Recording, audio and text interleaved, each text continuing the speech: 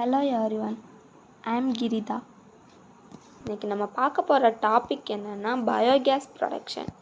பயோகேஸ்னால் organic waste மெட்டீரியல்ஸில் இருந்து produce ஆகிற ரெனவபிள் எனர்ஜி. இது ஆனரோபிக் டைஜஷன் ப்ராசஸ் மூலமாக வரும். இது ஃபாசில் ஃபியூல்ஸ் யூஸ் கம்மி பண்ணிவிட்டு என்விரான்மெண்ட்டுக்கு ஹெல்ப் பண்ணும். அடுத்து இதோட definition. Biogas mainly methane and carbon டை ஆக்சைடோட மிக்ஸு தான் பயோகேஸ். மைக்ரோ ஆர்கானிசம் ஆக்சிஜன் இல்லாமல் ஆர்கானிக் மேட்டராக பிரேக் டவுன் பண்ணும்போது பயோகேஸ் உருவாகும். அதில் மீத்தேன் தான் எனர்ஜி கொடுக்குற மெயின் கேஸ். அடுத்து என்னென்னா ஆனரோபிக் டைஜஷன். ஆனரோபிக் டைஜஷன்னா ஆக்சிஜன் இல்லாமல் மைக்ரோ ஆர்கானிசம் பயோடிகிரேடபிள் மேட்டர்ஸாக டீகம்போஸ் பண்ணுற ப்ராசஸ். இது ஸ்கேல்டு டேங்க்கில் நடக்கும்.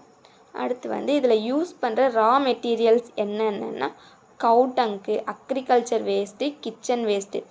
இந்த மெட்டீரியல்ஸ் எல்லாம் ஆர்கானிக் மேட்டர் ரிச்சாக இருக்கும். ஸோ மைக்ரோபியல் ஆக்டிவிட்டி இதில் ஸ்ட்ராங்காக நடக்கும். அடுத்து மைக்ரோ ஆர்கானிசம் இன்வால்வ்டு. இதில் என்னென்ன மைக்ரோ ஆர்கானிசம்லாம் இன்வால்வ் ஆகுதுன்னா hydrolytic bacteria, acidogenic bacteria, acetogenic bacteria, methanogenic bacteria. இந்த எல்லாம் செயின் மாதிரி ஒர்க் பண்ணும். லாஸ்ட்டாக மெத்தனோஜெனிசிஸ் தான் மீத்தேனை ப்ரொடியூஸ் பண்ணும். இது தான் அதுக்கு ரொம்ப முக்கியம்.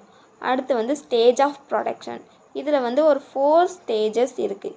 அது என்னென்னா ஹைட்ரோலைசிஸ்னால் பிக் ஆர்கானிக் மாலிகுல்ஸை ஸ்மால் மாலிகுல்ஸாக பிரேக் ஆகும். அடுத்து அசிட்டோஜெனிசிஸ், ஸ்மால் மாலிகுல்ஸ் ஆசிடாக கன்வெர்ட் ஆகும். அடுத்து அசட்டோஜெனிசிஸ், ஆசிட்டில் இருந்து அசிட்டிக் ஆசிட் ஹைட்ரஜன் ஃபார்ம் ஆகும். அடுத்து மெத்தனோஜெனிசிஸ், மீத்தேன் கேஸ் ப்ரொடியூஸ் ஆகும்.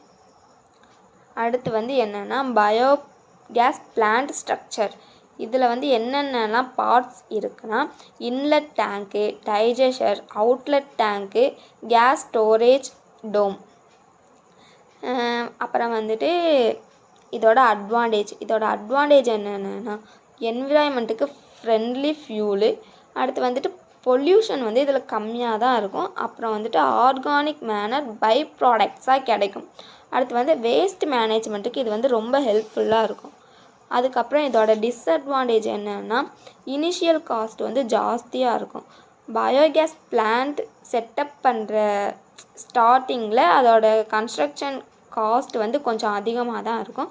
அப்புறம் கேஸ் ப்ரொடக்ஷன் ஸ்டேபிளாக இருக்காது. Temperature, pH, waste quality depend பண்ணணும். So daily some amount gas கிடைக்காமல் இருக்கலாம். அடுத்து ஸ்பேஸ் தேவை. இதுக்கு பயோகேஸ் பிளான்ட் செட்டப் பண்ணுறதுக்கு கொஞ்சம் ஸ்பேஸ் வேணும்.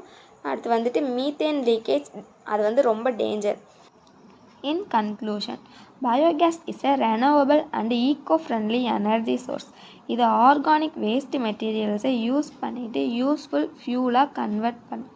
ஆனரோபிக் டைஜஷன் மூலமாக micro organism methane case produce பண்ணும். அண்ட் மீத்தேன் தான் எனர்ஜிக்கு ரொம்ப முக்கியம். பயோகேஸ் யூஸ் பண்ணினா பொல்யூஷன் கம்மியாகும், வேஸ்ட் மேனேஜ்மெண்ட் இம்ப்ரூவ் ஆகும். அப்புறம் ஆர்கானிக் மேனுவர் பை ப்ராடக்டாக கிடைக்கும்.